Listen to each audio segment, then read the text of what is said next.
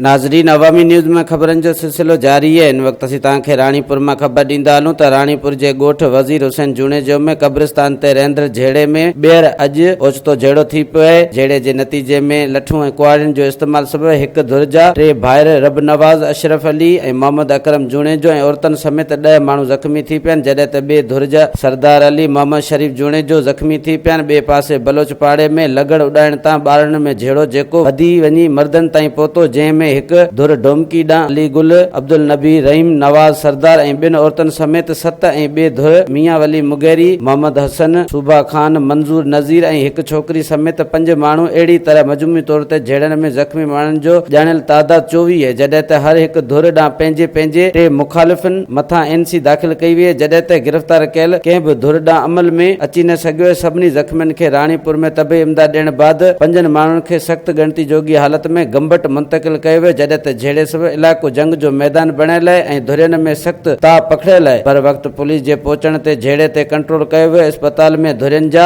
100 खां वधीक माण्हू पहुतल आहिनि। वधीक ख़बरनि ऐं तफ़सील जे लाइ विज़िट कयो असांजी वेबसाइट awamiNewsHD.com ऐं ॾिसंदा रहो अवामी न्यूज़ HD।